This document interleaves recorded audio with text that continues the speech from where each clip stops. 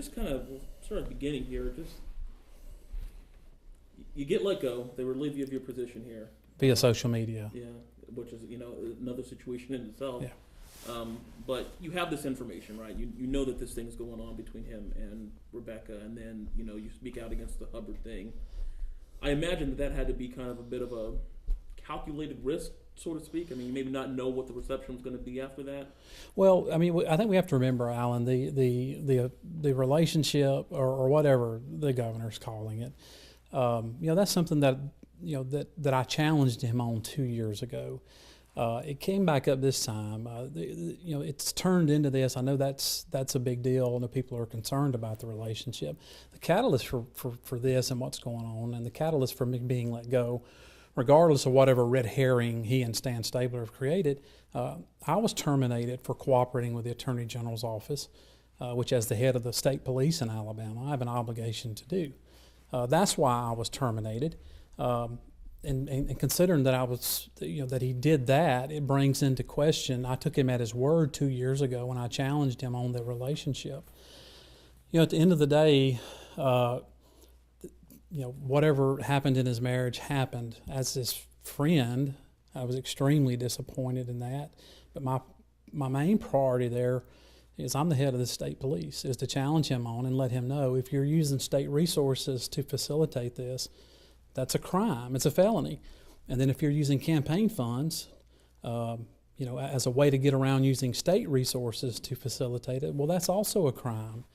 So that's when I initially challenged him on the relationship about those things. He assured me at that time that was not the case, and I took him at his word. But we move forward till now, and on February the 16th, basically, he was irate and belittled me for doing my job. Not just me, my staff, the special agent that worked on the case, for doing what we do every day. We write affidavits every day. To get a search warrant, you got to write an affidavit. That's a normal part of law enforcement. We cooperate every day on cases with the Attorney General's office. Yeah.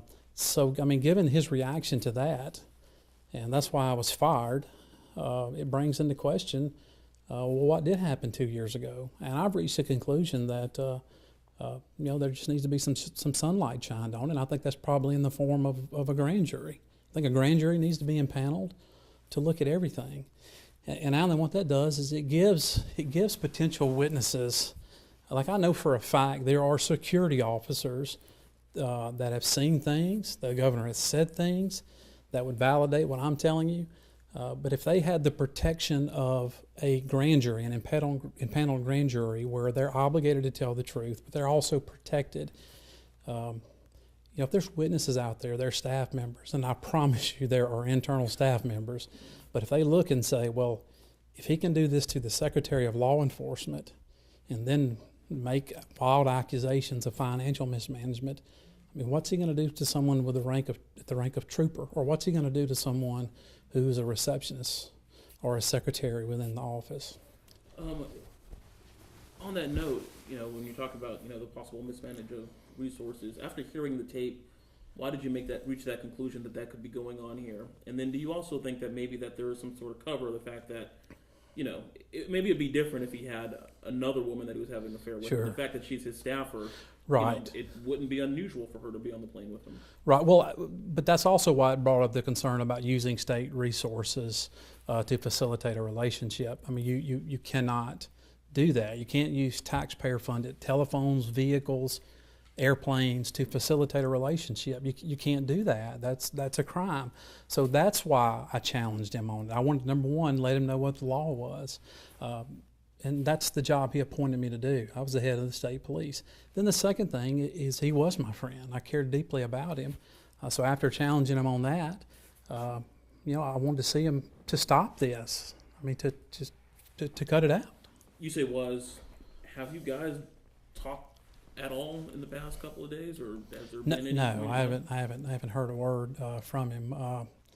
He put me on medical leave, and I haven't heard a word from him. He called me the day they terminated, 5 of my appointed employees in the office, including the number 2 at the agency who ran the day-to-day operations.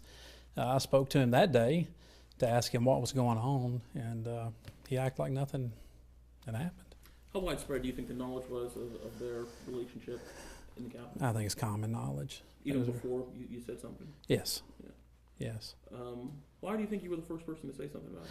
Well, I think we're at a point now where there's nothing to lose. For me, I said something because I saw his actions in this matter with the grand jury. With the Attorney General's office, and I saw that, so it just brought everything back into question. I have looked at some news coverage, and I know it's salacious, but I want to be clear. For me, that's not the part. This isn't a disgruntled employee saying, I'm telling on you for having an improper relationship. I want to talk about his actions involving himself in a criminal investigation. This is a case study as why elected officials should not insert themselves into active criminal investigations. That's the problem here. So if he's willing to do that, then it probably someone needs to go back and take a look and make sure that nothing was done improper. The other thing is this. At some point she was a state employee. Now, no one knows how she's paid, who pays her, how much she makes. I know in 2014 she made $425,000. Her husband made an additional $100,000. That's $500,000. That's quite a bit of money to be paid by the governor of Alabama. It's a good year. It's a real good year. It's a much better year than the Secretary of Law Enforcement has, and it's a much better year than what our teachers are doing every day, or our law enforcement officers, what they're doing every day. I just find it a little hypocritical. Well, I find it a lot hypocritical that he wants to say that there was possible mismanagement of money out of Leah when that year alone to her and her husband $500,000 was going out. It needs, the people of Alabama deserve answers. I'm not saying they have to take me for my word. I have confidence in the Attorney General's office of the state, and I think they should impanel a grand jury. Let's get people in under oath where they have an obligation or face the risk of perjury. And then I think we're going to get the truth. I started out the other day when I had this press conference by saying this: everything I'm telling you, everything that I have said, I will say under oath with my hand on the Bible in front of a grand jury. I challenge Governor Robert Bentley and Rebecca Mason to do the same thing. I'll also add, I challenge Stan Stabler to do the same thing. On that note, then, when you watched the press conference that happened, a couple hours after yours, I actually didn't, but I've since gone back. You've seen it? Yes. Well, they both, Stan and the governor, they essentially called you a liar. Right. Well, but here's what they didn't know. I was put on medical leave, and 2 days later, Stan Stabler comes forward and said he's found this financial mismanagement. Well, this is an agency of 1,400 people with a $150 million budget. In 2 days, with that going on, if he can find that, that's amazing. Here's what happened. He was sent over there to try and find something. He didn't find anything. What neither the governor nor Stan Stabler knew is the examiners of public accounts had just completed their audit, and it clearly says there's been absolutely no mismanagement of money or any discrepancies, not only for last year, but for the last 5 years. So not just my time at Aaliyah, but also at the Department of Homeland Security. Well, this has since come out, and it's just threw egg on their face. But even saying that, Alan, I am open to the Attorney General's office coming in. They can take a look at my time at Aaliyah. They can turn that building upside down. I'm open to the FBI coming in. Look at anything that was done while I was there at Aaliyah. We did a great job. There was no mismanagement of money. Why won't the governor offer to do the same thing? So what do you think's going on with Stan? I'm assuming that's the guy that worked under you at some point, right? Yes. And all of a sudden he's kind of turned ship on you, essentially. Yeah. Well, I think you have to remember he has since been appointed and now works for the governor. And he came out, I think I said in my initial statement, well, I don't think I know, that first weekend in August of 2014, I stated, and it was reported, that he accidentally discovered a romantic text on the governor's phone. Sergeant Stabler at that point was the governor's body man, which means he does his day-to-day protection. He didn't come to me to that. He went to Chief Ray Lewis, who was the chief of protective services, and was very concerned. Chief Lewis, in turn, came to me. I was his supervisor. So now for Stan Stabler to come forward and say, well, that's not true, that didn't happen. Well, what he's probably forgetting or not taking into account is that he reported that to someone else, and that was Ray Lewis. My attorney has since heard from Ray Lewis's attorney, and he said at the time, when it comes time to swear before a grand jury, everything that was said was true. So my challenge to Mr. Stabler is the same to the governor.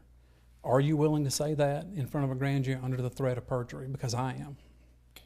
What have the past couple of days been like for you? You know, it's sometimes I think it's like a episode of House of Cards that I hadn't watched yet. But some of this stuff I don't think you can make up. Pulling in today, just in to talk to you, I got some news flash. I guess there's another audio tape out there. I'll say this is not the man I know. It's not. I went back the other night and looked at his inauguration speech in 2010. And whether you agreed with him ideologically or not, that was a man that clearly had good intentions and was absolutely doing what he said at the time, was doing what the Lord led him to do. Take that tape and then look at his press conference the other day. It's just not the same man. You think he's scared, maybe? I mean, there's a lot, accusations and implications surrounding that. Are you talking about scared of possible?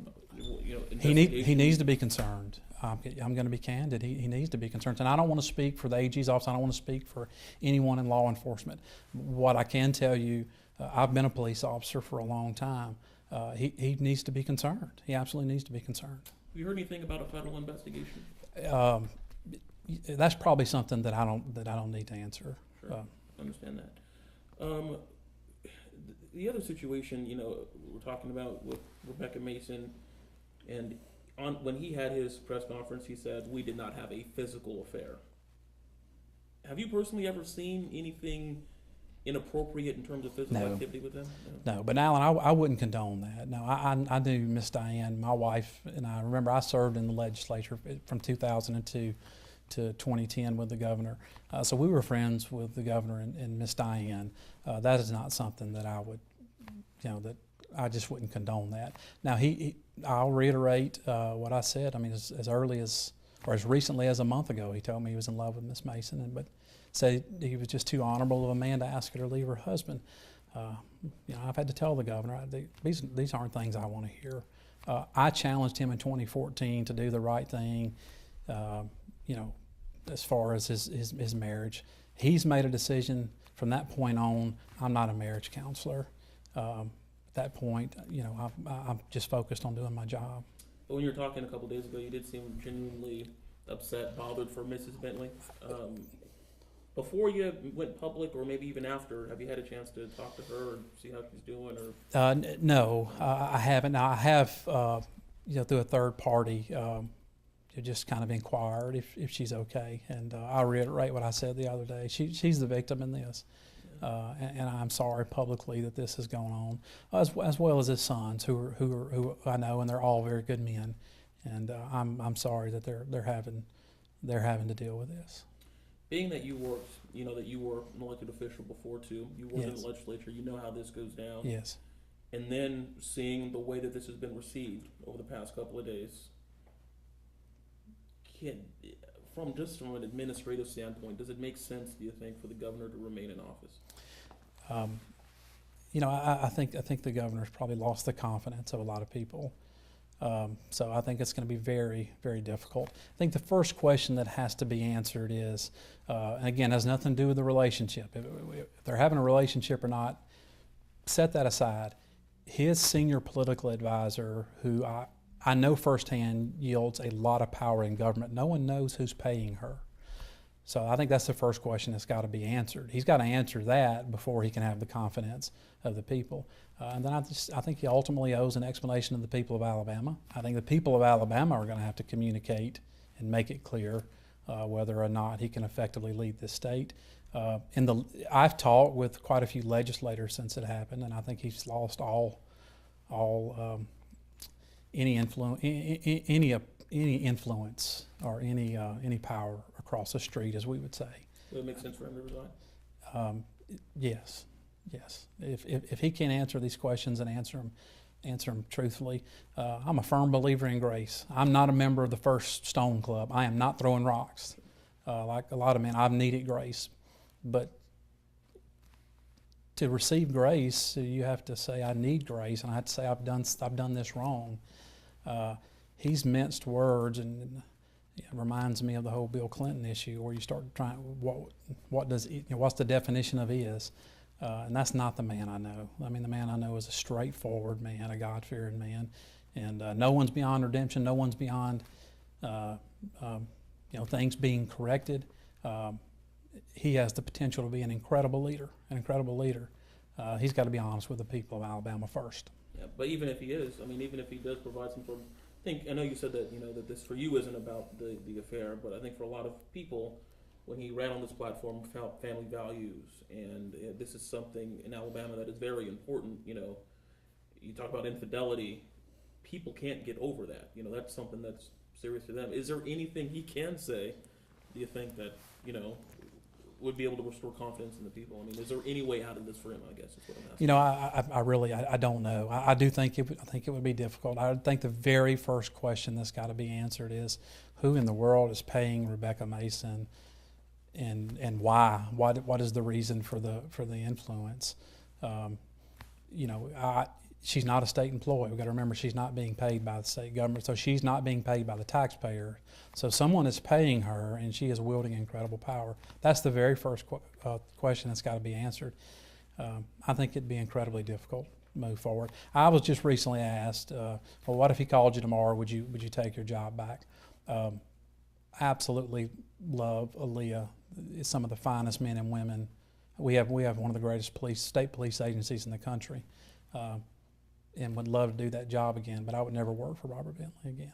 If he wasn't in the equation, would you want the job back? Yes, I would. We built an incredible state law enforcement agency, and it's had a great team, a great leadership team, and I, if you look around the country, other states are doing this now. There's been 6 states do it since Alabama, consolidating like that. It just would be very difficult to go back and work for him, given, what happened 2 years ago, given that he's intervened into a criminal investigation. It would be very difficult. In saying that, I also want to be clear. I have a family to take care of. I was terminated for doing my job as a law enforcement officer and cooperating in a law enforcement investigation. I may have been an at-will employee, but you cannot. There are state statutes and federal statutes against tampering with witnesses and obstruction of justice. So I'm not going to stand by and let him destroy my name and take away my ability to take care of my family. How important was that for you in coming forward? It's incredibly important. I've worked hard to build a good name. Whether people have agreed or disagreed with me politically over the years, I don't think anyone, I can tell you in total confidence, I did my job as a law enforcement officer always in an ethical manner, always to the best of my ability. So for him to come out and just slander my name and make accusation of financial mismanagement, I am so thankful for Ron Jones and the Examiners of Public Accounts, so the timing of that was absolutely perfect. So as Mr. Stabler and the governor are putting together whatever this farce they're putting together, he can start by reading that. A couple 2 shots here as we wrap up here.